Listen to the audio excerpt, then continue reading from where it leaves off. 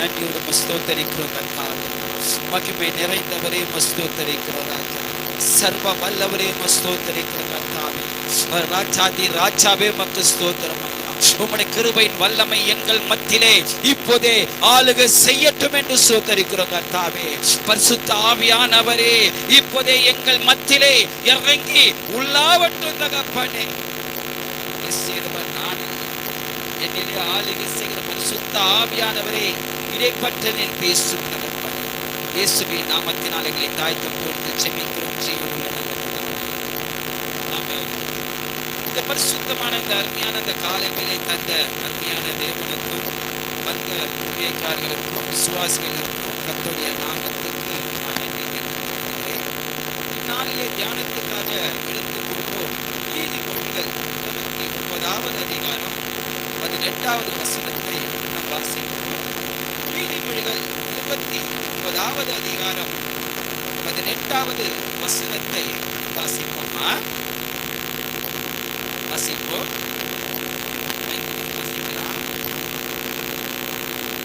தீர்க்க தரிசனம் இல்லாத இடத்தில் ஜனங்கள் சீர்கட்டு போவார்கள். வேதத்தை காக்கிறவனோ பாக்கியவான். கிறிஸ்துவுக்கு அருமையானவர்களே, நீதிமொழிகள் 29வது அதிகாரம் 17வது வசனத்தை நாம் பார்க்கும்போது, தீர்க்க தரிசனம் இல்லாத இடத்தில் ஜனங்களோ சீர்கட்டு. தீர்க்க தரிசனம் என்பது என்னவென்று சொன்னால், தேவன் நம்மிடத்திலே இடைப்பட்டு தேவன் நம்மிடத்திலே காட்சியாக அருளை இருக்கிறது தான் தரிசனமாக இருக்கின்றது. தரிசனம் தீர்க்கன்னு தனியாக பிரிக்கும் போது, தரிசனம் என்று பிரிக்கும் போது, இந்த தரிசனத்தை தேவன் நம்மிடத்தில் இடைப்பட்டு அவர் வார்த்தை கொண்டு வந்து இருக்கிறது தான் தீர்க்கம். தீர்க்க தரிசனம் என்ற பொருளுக்கு விளக்கத்தை நான் தெளிவாக சொல்ல வேண்டும் என்றால், கர்த்தருடைய பாரத்தையும் கர்த்தருடைய சித்தத்தையும் அவர் மனிதனிடத்திலே இடைப்பட்டு சொல்வதுதான் தீர்க்க தரிசனமாயிருக்கின்றது. இடத்திலே அங்கு இறங்கினாரு, தன்னுடைய காரியத்தை அவர் தரிசனத்தோடு. அதே போலதான் இங்கே வேதம் சொல்லப்பட்டிருக்கிறது. நீதிமொழிகள் அதிகாரத்தை தீர்க்க தரிசனம் இல்லாத இடங்களிலே ஜனங்கள் இருக்கிறார்களா? சீர்கட்டி போவார்கள் என்றால் தன் வாழ்க்கையிலே எப்படி நடக்க வேண்டும் என்று வழி தெரியாத போவார். இது தேவை என்னவென்றால், தீர்க்க தரிசனத்துடைய வார்த்தையை நாம் சரியாக அறிந்து கொள்ள வேண்டும். தீர்க்க தரிசன வார்த்தையை நாம் சரியாக பிடித்துக் கொண்டாதான் நம் கிறிஸ்துவ வாழ்க்கையிலும் நம் சரியாக வாழ முடியும் என்று இந்த வசனம் நமக்கு கற்றுத் தருகிற வசனமாக இருக்கிறது. வேதத்தை காக்கிறவனோ, இந்த வேதத்தை காக்கிறவர் யார் என்று சொன்னால், தேவனுடைய தரிசனத்தை பார்க்கிறவர்கள். தேவனுடைய தரிசனத்தை பார்த்து தீர்க்கமான வார்த்தைகளை பெற்றுக் கொள்கிறவர் தான் வேதத்தை காக்கிற மனுஷன். அந்த மனுஷன் எப்படி இருப்பார் என்றால் பாக்கியவானாக இருப்பார். கரங்களை தட்டி ஸ்தோத்திரம் பண்ணுவோமா? அல்லேலூயா. இது சாதாரண சொல்லுவோம். தீர்க்க தரிசனம்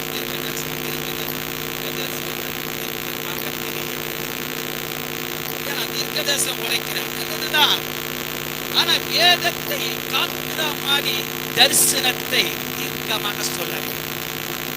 வேதத்தில் இல்லாத ஒரு தீர்க்க தரிசனத்தை நாம் பிரசங்கிக்க கூடாது. தீர்க்க தரிசனத்தை சொல்லும் போது வேத சத்தியத்தை எப்படி சொல்லப்பட்டிருக்கிறது அதை நாம் சரியாக அறிந்து கொண்டாதான் தீர்க்கமான தீர்க்க தரிசனத்தை நாம் சொல்ல முடியும். அதனால் தீர்க்க தரிசனத்துடைய காரியத்தை குறித்து நாம் பார்க்கும்போது, இந்த தீர்க்க தரிசனம் என்னையா செய்வோம்? தீர்க்க தரிசனம் வாழ்க்கையை கிறிஸ்துவ வாழ்க்கை எப்படியா இருக்கிறது விதமான காரியங்கள். ஆனால் குறித்த நேரத்திலே 3 விதமான காரியங்களை தேவன். அப்ப தீர்க்க தரிசனம் 3 விதமான காரியங்கள். அப்ப தரிசனம் என்ன செய்யும் என்றால், தேவ பயத்தை தீர்க்க தரிசனம் இல்லாத இடத்தில் ஜனங்கள் சீர்கட்டு போவார்.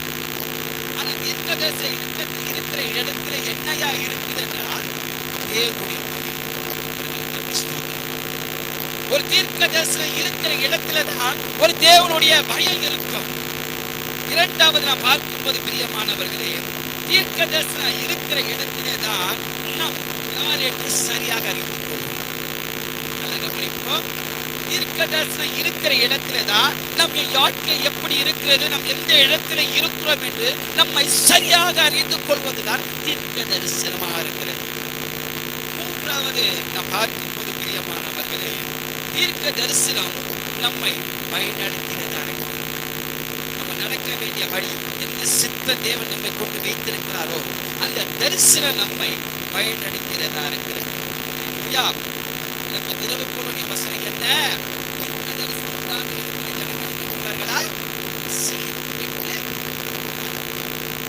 சீக்கிரத்தில் போகாமல் இருக்க நமக்கு தரிசனம் தேவை.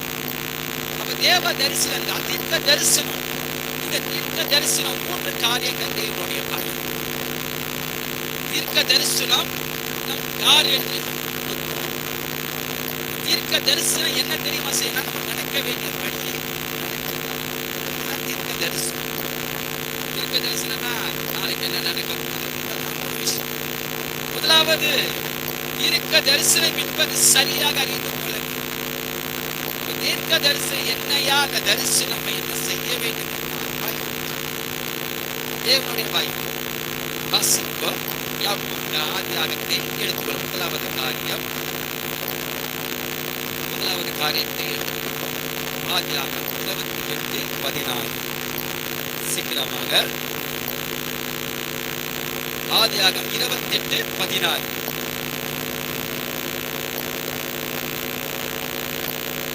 ஆதியாகம் 28:14. 14:6. யாக்கோபு நித்திரை தெளிந்து விழித்தபோது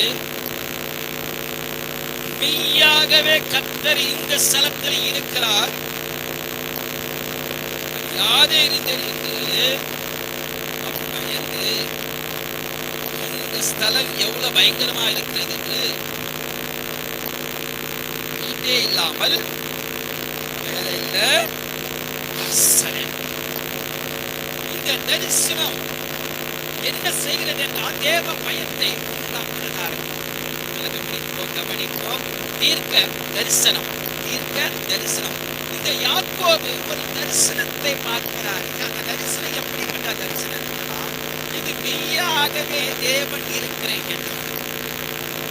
அப்ப தீர்க்க தரிசனத்தை பார்த்தவுடனே யாக்கோபு சொல்றது, ஐயா இது சாதாரண இடம் இல்ல, தேவனுடைய வீடு அல்ல, இது வானத்தினுடைய வாசல் என்று அவன் பயம். அந்த இடத்துல பார்க்கும்போது இந்த விளக்கத்தை நாம் தெளிவாக சொல்ல வேண்டும் என்றால் வேதத்தை நாம் எடுத்துக்கொள்ளும் போது அந்த 28:10 வாசிக்கும் போது யாக்கோபு எசாவை விட்டு புறப்பட்டு ஆரோடு பிரயாணம் பண்ணி ஒரு இடத்துல வந்தபோது சூரியன் அஸ்தமித்தபடினால் அங்கே ராத்தங்கி அவ்விடத்தில் ஒரு கல் ஒன்று எடுத்து தன் தலைகளை வைத்து அவ்விடத்தை செய்யப்படுத்தி கொண்டான். என்ன நடந்தது என்றால் அந்த 12வது வசனத்தை வாசிக்கிறார். என்ன சொப்பனம் என்றால் பிரியமானவர்களே, சொப்பனத்துடைய தரிசனம். ஒரு தரிசனத்தை சொப்பனத்திலே ஒரு தரிசனத்தை பார்க்கிறார். அது என்ன தரிசனம் என்றால் அங்கே ஒரு சொப்பனத்தை கண்டான். இதோ ஏணி பூமியிலே வைக்கப்பட்டிருந்தது. அவன் ஒரு தரிசனத்தை பார்க்கிறான். அந்த நித்திரையிலே அந்த சொப்பனத்திலே ஒரு தரிசனத்தை பார்க்கிறான். அந்த தரிசனம் எப்படி இருந்தது என்றால் ஒரு ஏணி பூமியிலே வைக்கப்பட்டது. அது பூமியில வைக்கப்பட்டிருக்கும் போது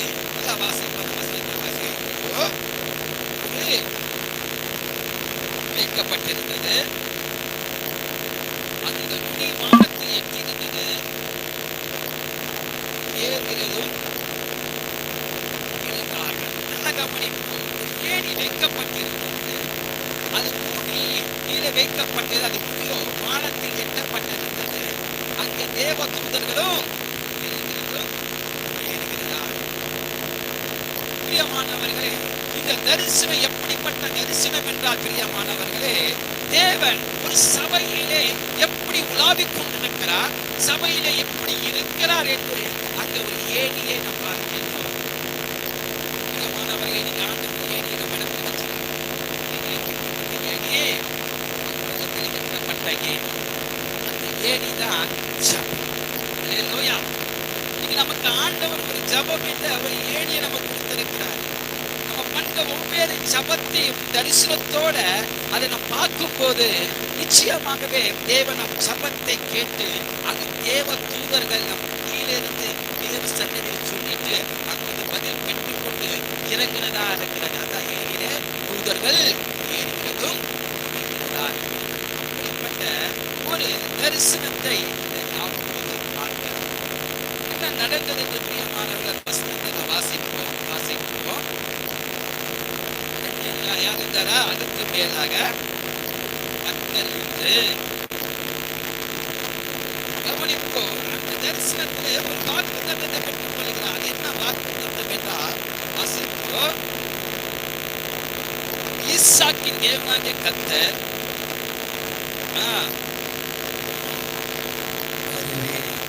தட்டி ஸ்தோத்திரம் பண்ணுவோமா? இன்னைக்கு ஆண்டவர் சொல்லுகிற ஒரு ஏணிப்படி சபையில இருக்கிறது. இன்னைக்கு தீர்க்க தரிசனத்தோட தேவன் சொல்லுகிறார். அந்த யாக்கோபு ஒரு தரிசனத்தை பார்த்தார். அந்த தரிசனம் ஒரு ஏணி எட்டப்பட்டது.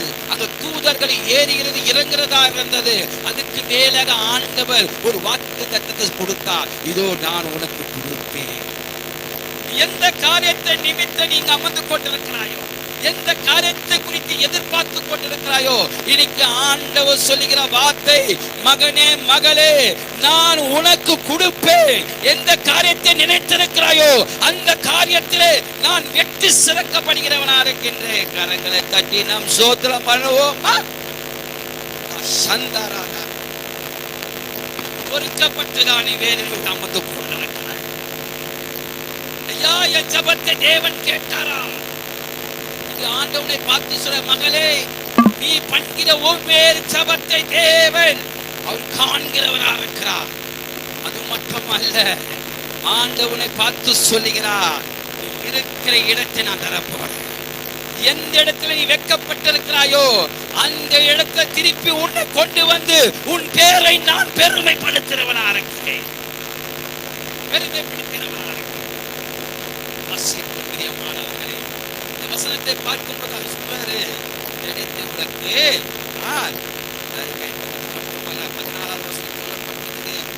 சந்ததி பூமியிலே பூனை போல இருக்கும். மேற்கும் கிழக்கும் வடக்கும் தெற்கும் உணவுவார். உங்களுக்குள்ளே சந்ததி பூமியிலே வம்சங்கள் எல்லாம் ஆசீர்வதிக்கப்படும் என்று சொல்லுகிறது.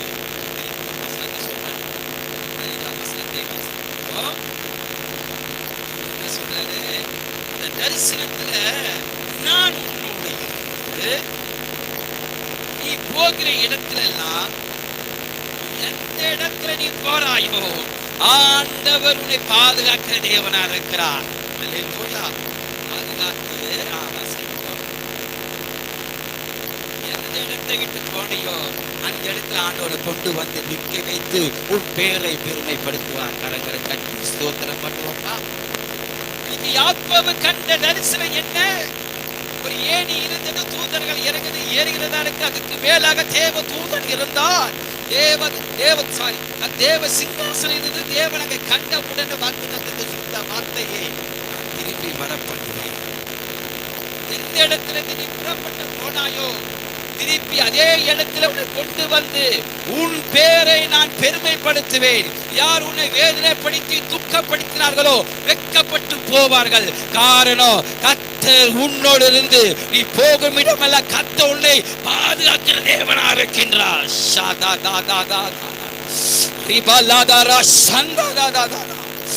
கர்த்தருடைய மகிமை.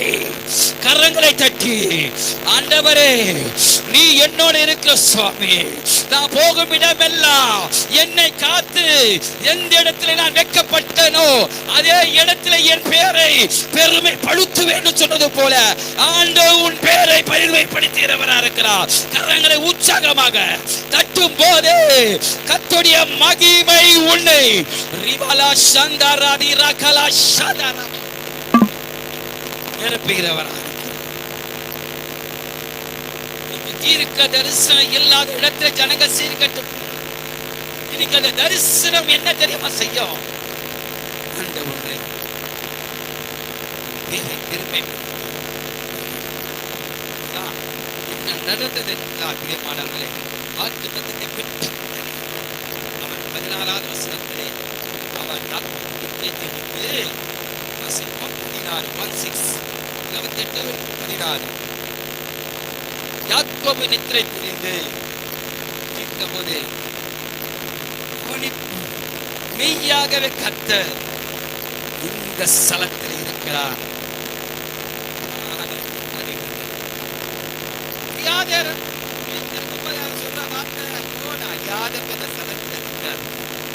சொப்பனத்திலே அந்த தரிசனத்தை பார்த்த உடனே, சொப்பனத்தில் தீர்க்கதரிச வார்த்தையை பெற்றுக் கொண்ட உடனே, உடனே ஐயோ நான் அறியாதே இருந்தேன் சொல்லி வார்த்தையை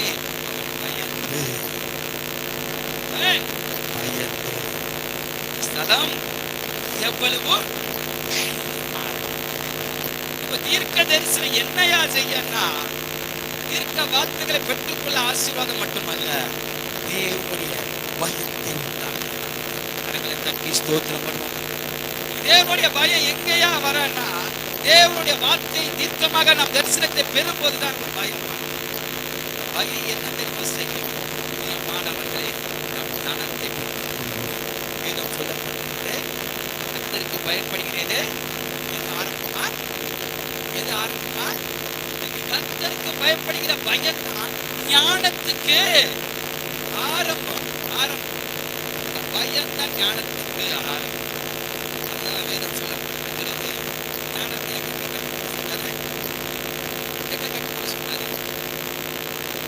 தேவனிடத்திலே போய் இதை கற்றுக்கொள்ள சொன்னாரு. ஞானத்தை கற்று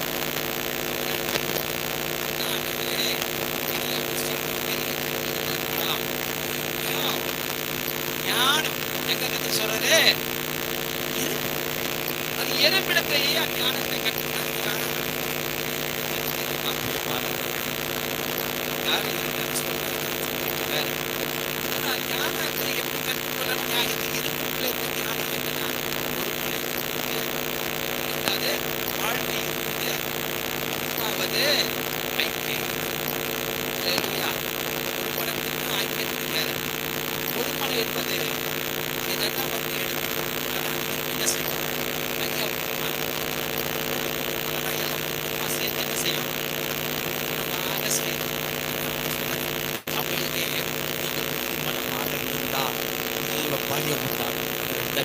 ஸ்தோத்திரம். அந்த ஒரு மனதான் தேவ பயத்தை உண்டாக்கும். இரண்டாவது அது மட்டுமல்ல,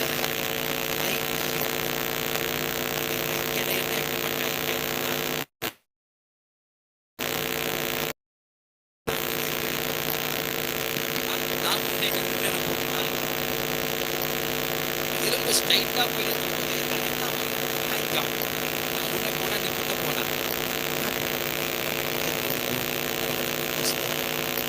என்னன்னா, விட்டு கொடுக்கிற மனப்பான்மை தான். அந்த தாழ்மை தான் என்ன செய்யணும்னா, தேவ பயம். தேவ பயம், தேவ பயம்.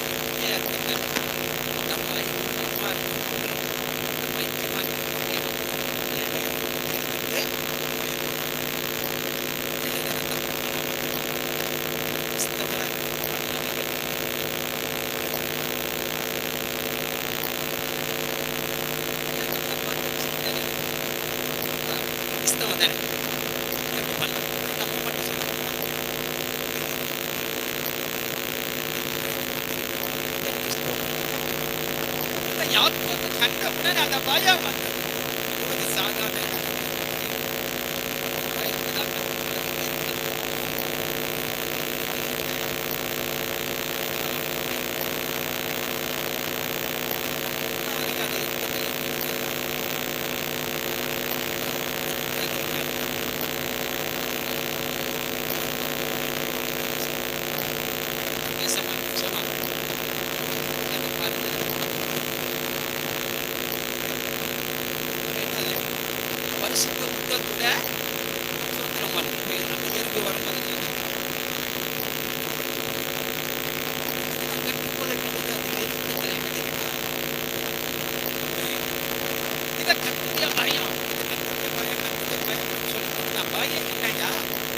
கர்த்தருடைய பயம்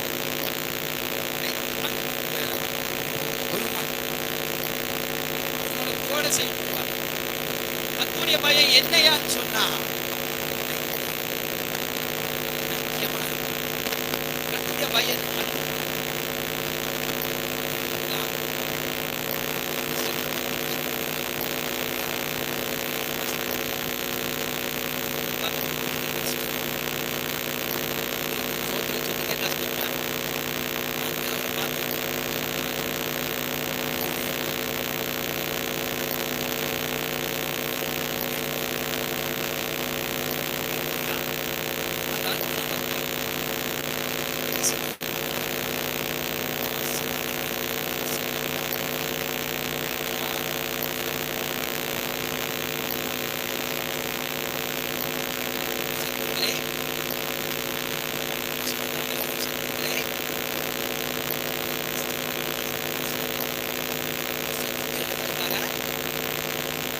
பெரிய கஷ்டம் துன்பப்படுத்துறதுக்காக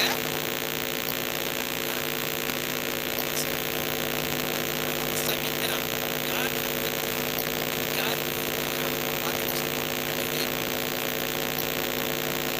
எல்லாரும் சொன்னாங்க நமக்கு ஆசீர்வாதம். கரங்களை தட்டி ஸ்தோத்திரம். யார் நமக்கு விரோதமான பேசணும், யார் நமக்கு விரோதமான வார்த்தை பேசினால்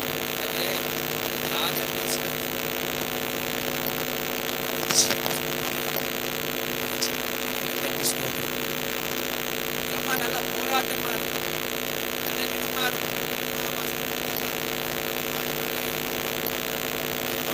கட்டி போட்ட மாதிரி காலெல்லாம் வீங்கு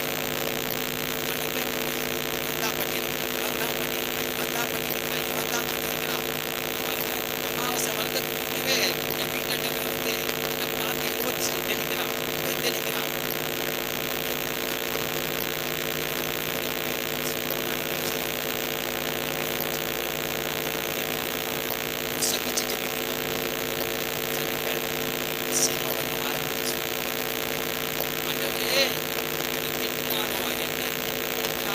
ஒரு விஷயம் மன்னித்து ஜீவனை சொல்கிறோம்.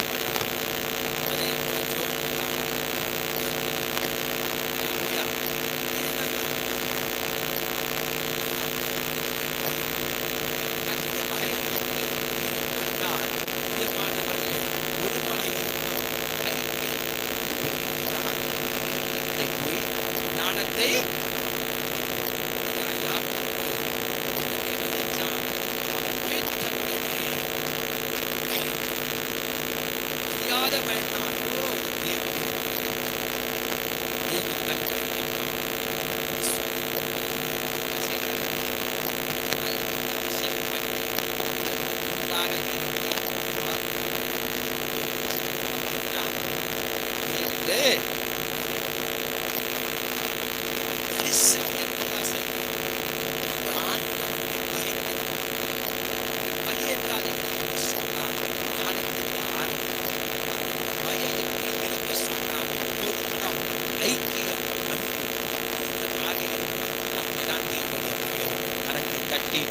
சோத்திரம் பண்ணுவோமா? இரண்டாவதாக தீர்க்க தரிசனம் இல்லாத ஜனங்கள்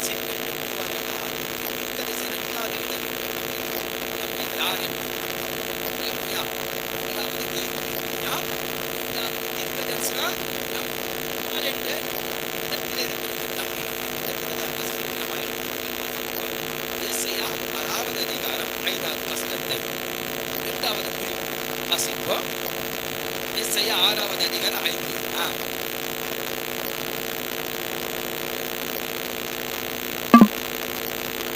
அப்போது நான் ஐயோ அதமானே, நான் அசுத்த உதர்களுக்குள்ளே பிரச்சனைதான் வாசமா இருக்கிறேன்.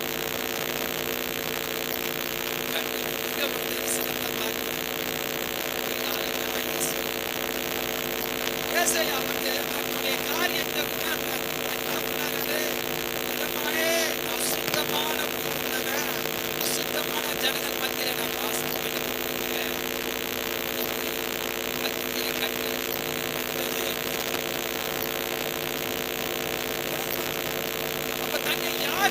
இயேசையா இந்த ஆண்டவருடைய தரிசனம் என்னையா செய்யும்? நாம் யார் என்று நம்ம எப்படிப்பட்ட இடங்களிலே இருக்கிறோம், எப்படிப்பட்ட பாவத்தில் இருக்கிறோம் என்று இந்த தரிசனம் நமக்கு என்ன தெரியுமா செய்யும்?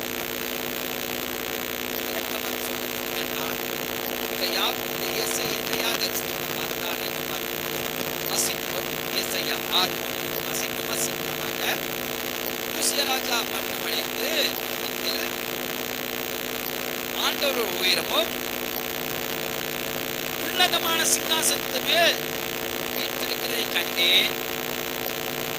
தேவாலய நேரத்திலிருந்து நல்ல இயேசையா ஒரு தரிசனத்தை பார்க்கிறார். அந்த தரிசனம் தேவாலயத்திலே ஒரு வஸ்திர தொங்கல் தொங்கிக் கொண்டிருக்கிறார். அப்போ தீர்க்க தரிசனம் தன்னை உணர்த்தும் என்று சொல்வது இங்க தேவனுடைய வஸ்திரம் இருக்கிறது. ரட்சிப்பின் வஸ்திரம், பாவத்தை நீக்கிற வஸ்திரம் ஒன்று தொங்கிக் கொண்டிருக்கிறது.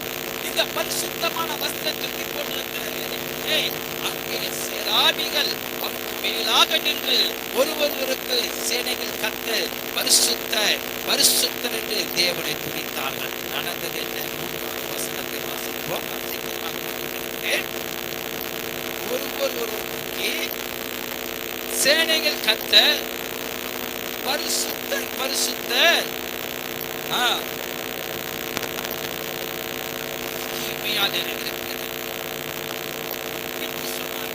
அந்த வஸ்திர தொங்கல் தேவாலயத்தில் இருக்கிற காட்சியை தரிசனத்தை கண்டவுடனே சேராபி தூதனுடைய தரிசனத்தை கண்டு துதிக்கிற ஒரு ஜபத்தை கண்டவுடனே நடந்த சம்பவம் 4வது சத்தத்தை வாசல்கள் அசைந்தது.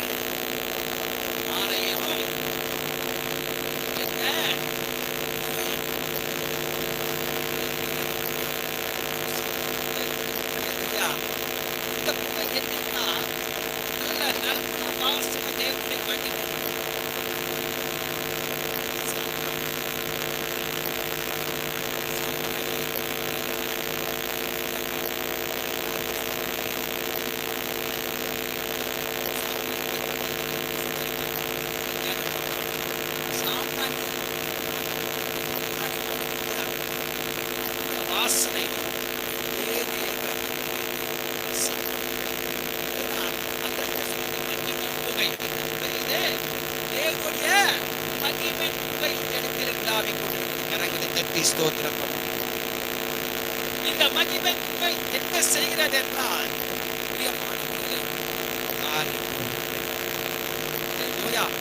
அந்த ஆலயத்திலே புகையினால் நிறைந்தது. அப்போது நானே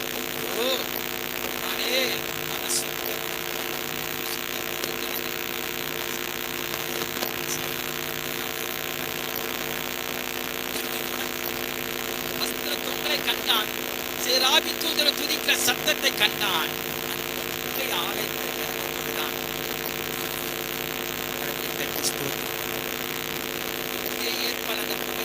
சொன்னால் கரங்களை தட்டி ஸ்தோத்திரம் பண்ணுவோம். வேதம் சொல்லப்பட்டிருக்கிறது துதியிலே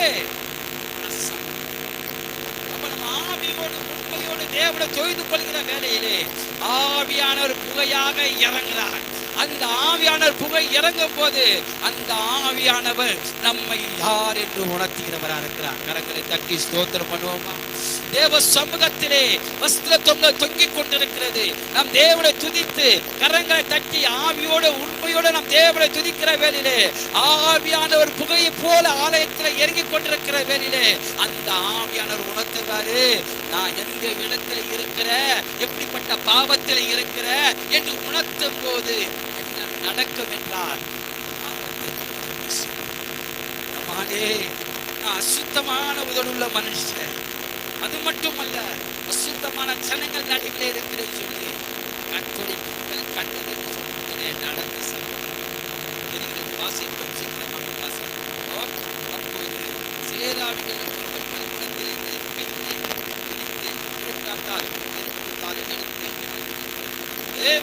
அதனால் என்னை வாயத்தொண்டு 7வது வசனத்தை வாசித்தேன். அதனால் என் வாயத்தொண்டு கொண்டதினாலே அக்கிரம் பாவம் ஸ்தோத்திரம் அப்ப தரிசனம் என்னையா செய்யும்? தரிசனம் நம்மை ஆழ்ந்து உணர்த்தும். அந்த உணர்த்த உடனே நம் பாவத்தை அழித்து செய்கிறார்.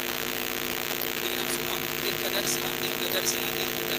தரிசனம் என்னை அறிய வேணும். தீர்க்க தரிசனம் என்னையா பண்ணாலும் பயத்தை உண்டாக்கும்.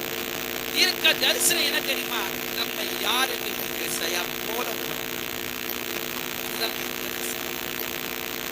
அப்படி என்ன நடந்தது என்றால் அவன் நீண்ட பிறகு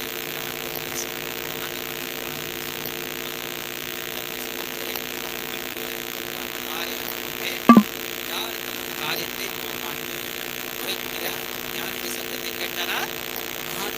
சத்தத்தை கேட்டார்.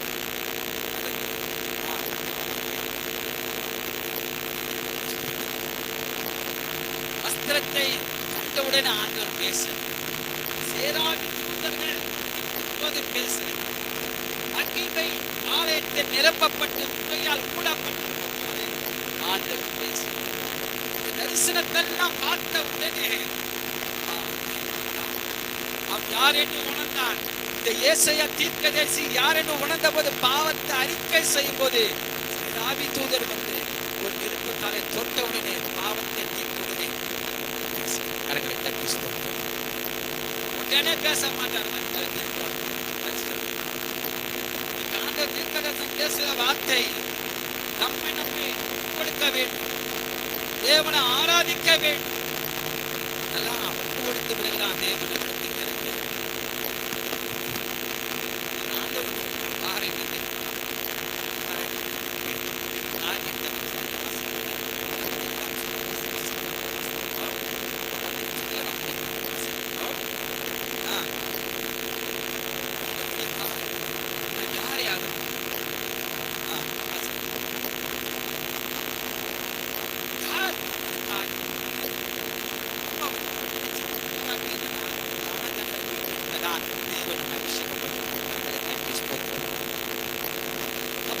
சொன்னாரு, நான் யாரப்பா அனுப்ப யார் என் காரியத்தை செய்யலாம்?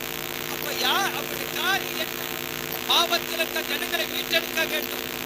மரண இருளில் இருக்கிறவர்கள், கட்டப்பட்டவர்கள், வியாதி உள்ளவர்கள் விடுவிக்கவே தேவனுடைய பாரமா இருக்கு. ஆனா தேவனை இறங்கி செய்யலாம். ஏன்னா தேவன் நம்ம செய்யலாம். இறங்கி செய்யலாம். கல்யா செஞ்சா அதுக்காக நம்ம செஞ்சதான் தேவனுடைய பாட்டு மரங்களை கட்டி ஸ்தோத்திரம். அதனால ஆண்டவன் நம்ம தெரிந்திருக்கிறார். அதுக்காக தான் தேவன் நம்ம உண்டாக்கி இருக்கிறார். தனியா செய்யலாம் எப்ப செய்யலாம்? ஏன்னா நம்ம உண்டாக்கின காரணம் அக்காரியத்தோட பாரத்தை தேவனுடைய காரியத்தை ரட்சித்த பாவத்தை நீக்கின ரட்சிப்பை குறித்த வழியை எனக்கு வாசல் திறந்த உங்களுடைய வார்த்தை ஜனங்களுக்கு சொல்ல வேண்டும்பா.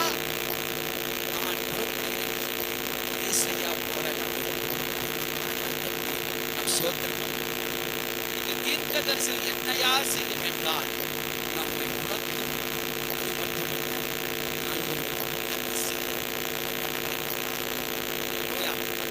தீர்க்க தரிசனம்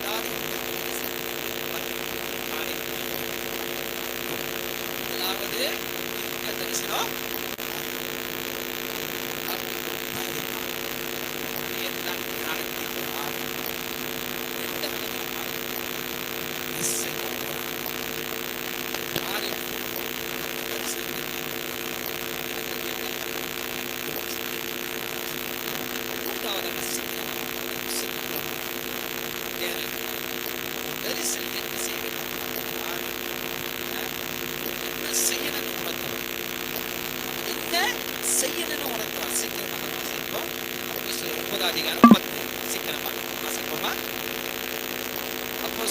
அதிகாரம் 10 சீக்கிரம். தமஸ்குல ஐடியா இருக்கும் பேருள்ள சீசர்கள் தான் அந்த தரிசனன்ற வார்த்தை நல்ல கண்டக்டரா தரிசனம் பண்ணி ஐடியாவே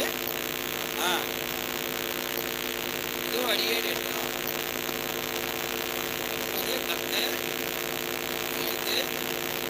தேர்தல் எனப்பட்டு தெரிந்து போய் புதாவிட்டு தரிசப்பட்டவனாகிய சங்கத்துக்கு வெற்றிகளை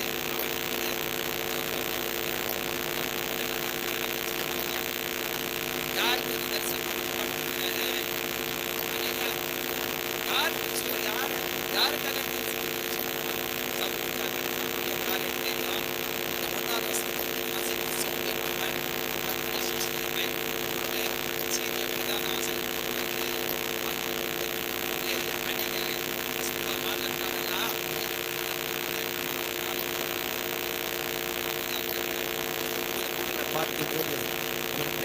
போகையிலே தமஸ்கு பட்டணத்துக்கு வந்தபோது சடிதிலே என்ன நடந்தது? வானத்திலே ஒரு சத்தம் ஒலி வந்து பிரகாசித்தது. அவன் தரையிலே விழுந்தான். சவுலே சவுலே என்று துன்பப்படுத்துகிற தன்னுடைய சொல்லுகிற ஒரு சத்தத்தை கேட்டான். வெளியே வந்தான், உள்ளே விழுந்தான். சத்தத்தை கேட்கும், சத்தத்தை விசாரித்தான். யார் என்று அப்போ இந்த தரிசனத்தை பார்த்த ஒலியும் அந்த சத்தத்தை கேட்டவங்க யாருன்னு கேட்கும்போது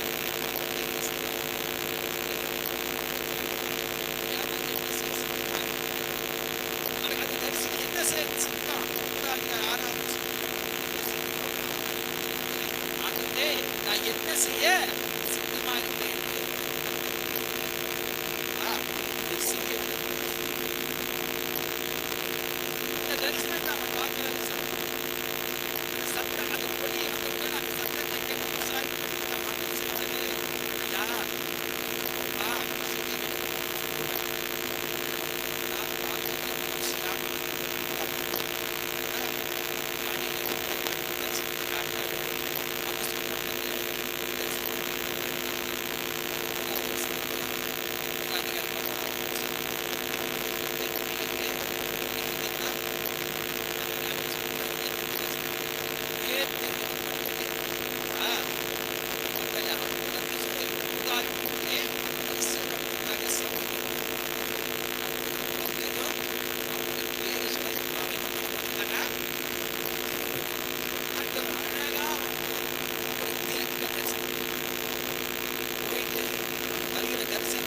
அழகா சொல்றாரு.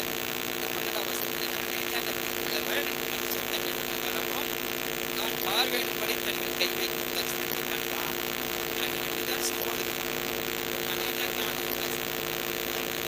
சொல்றாரு, இப்போ சவுலும் ஜோம் பண்ணிருக்காருப்பா, நீ வந்து கை வச்சு செஞ்சுக்கிற தரிசனத்தை பார்க்கிறாரு.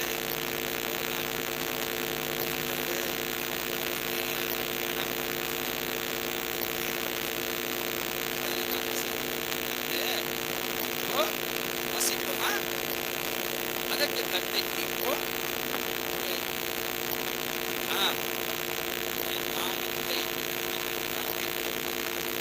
கரங்களை தட்டி ஸ்தோத்திரம். அனனியாவை குற்றப்படுத்தார சார், ஐயா அவனை பத்தி தெரியாத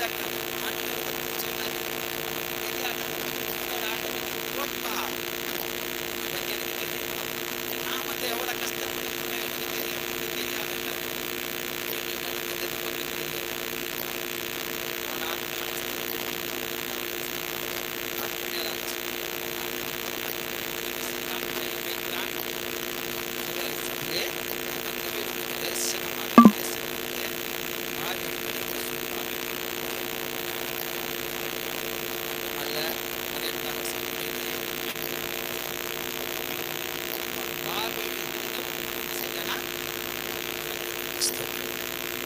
இதுதாங்க தரிசனம். நாங்கள் வழி நடத்தோம்.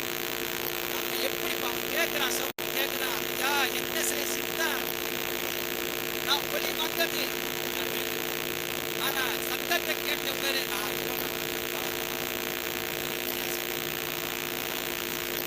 இப்ப நடக்க வேண்டிய வழி ஆண்டவர்